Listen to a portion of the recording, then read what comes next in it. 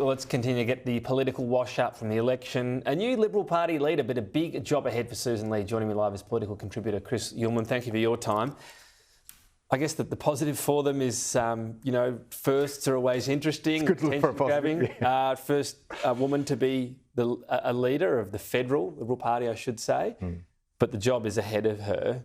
Did you see much in the, backgrounding ahead of the leadership contest? And I know I'm not naive, I get this happens, but after such a brutal result and not a huge prize really, were you surprised at what was going on behind the scenes, or is this just politics? Oh, look, it is just politics. But look, first and foremost, and you're dead right, and we should, mark these events. Sussan Ley is the first woman to lead the federal Liberal Party in its more than 80-year history now. So that is an extraordinary thing and a great achievement for her. And I do hope that the party settles underneath her. I fear, however, the turbulent waters beneath her will surface over time, and this job will go back to being what we always said it was. Remember, once upon a time we used to say that the leader of the opposition was the hardest job in government, and then for a long period of time being the Prime Minister was the hardest job in government, keeping your job. So I'll be interested to see if Sussan Ley lasts between now and the next federal election and who it is that is undermining her. But the forces outside her party room too are pushing pretty hard on the right and on the left. And I think if you're listening to the people who run the right and the left in the New South Wales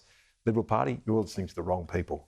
So this is where we get to when we look at the election. There's the campaign itself, and almost for the direction of the party, it's the least relevant part. It might have hurt them the most because late momentum hurts so much, but running a better campaign is, it just goes back to some competence and settling policy earlier and so on. But as to directions, I suppose, on policies, on the one hand, you go, well, the suburban strategy didn't work for whatever reason. Some people are going, well, we weren't, truly moving to the right or listening to these people. On the other hand, the, holding onto city seats hasn't worked either. So is it a case of you have to focus on both, one or the other? Where do they go to that sense, and how does that lead you on policy? Yeah, I think that first and foremost, you've got to decide what it is you are.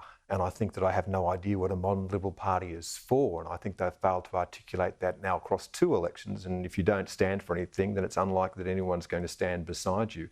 I think the National Party now has big questions about what it does. And I wouldn't be surprised to see a real divergence in policy between the National Party and the Liberal Party. And I don't think that that's necessarily a bad thing. But they need to work out what a modern Liberal Party is. I think some of the Liberal ideas are timeless. They just need to find the language and the people to put them together. And I go back to what Gough Whitlam did in the lead up to 69 and then 72.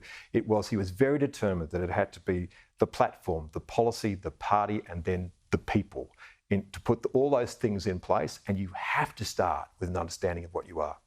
Yeah, and was that lost a bit? They got to the lead, the opposition strategy is really good, and then it was suddenly like, well, we just need a couple of things to get us over the line, and then it became, let's do some more cost of living. They fell for that argument that, that oppositions don't win elections, that governments lose them, but you've got to have a proposition that people can go to. And principle. Peter Dutton said in, I think it was January, no more sugar hits. Yeah. By election time, they looked a lot like sugar hits to me. And big damage has been done to the 2 big equities, which you would be more than well aware of, Tom, and that John Howard always talked about. You've got to get the economy right and you've got to get national security right. You get those 2 things together, and they were the 2 things that you always thought a Liberal Party had. Well, I think that during COVID, they lost their brand when it came to we are the party of small government. They were the party of big government intervention. So you could no longer argue that they were going to bring down the cost of government. They got to a point where they could not even argue for a cut in the public service. Now, if that is not on page 1 in paragraph 1 of what a Liberal Party government does when it comes in, and national security, I think they lost their way on that. Well, they announced their stuff in week 3. They didn't look committed to it. But even on that cut to the public service, it was unclear what it was, and then I kept hearing by the end it was 41,000 public servants out of Canberra, which would be a quarter of the city's workforce. And people can watch and go, who cares about Canberra? But that's torching a city, and they didn't add 41 in Canberra. So it became, the policy seemed to have so much around this mantra of Canberra public servants equal bad, that even though 41,000 extra were hired around the country, they were going to cut them all from Canberra. Didn't that sort of speak to, I don't know, it was almost rhetoric over detail? And everything was a headline without a story. And then when you asked the second question, they had nowhere to go.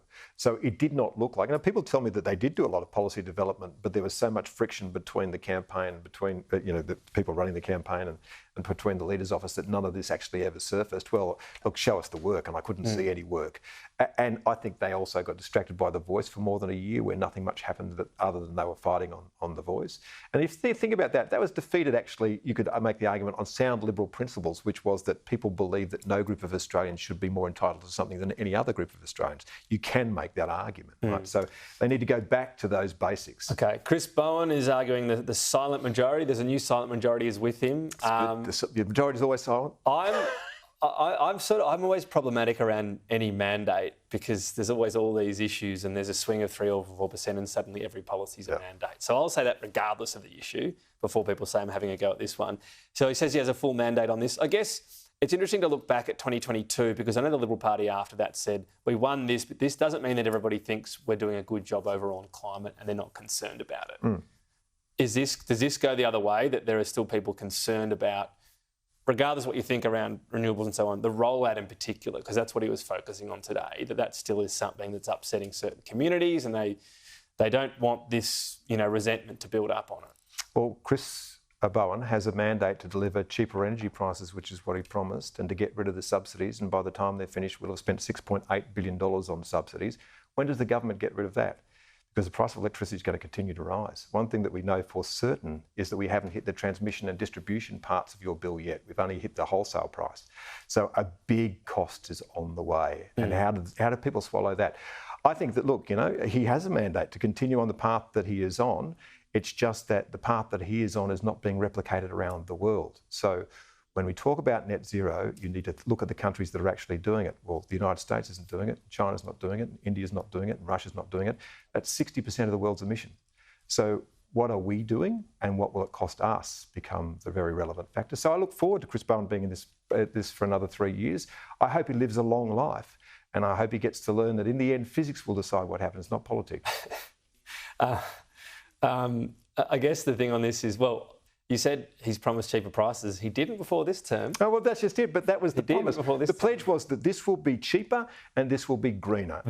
But then the coalition, so you can't actually figure out the counterfactual. Look, the thing is that the problem we've got is that, and this I think is a genuine pity, is that the coalition, I like Ted O'Brien, I think he put a lot of thought and effort into this, but the coalition never made the primary argument, which is what we are doing now is going to be very expensive.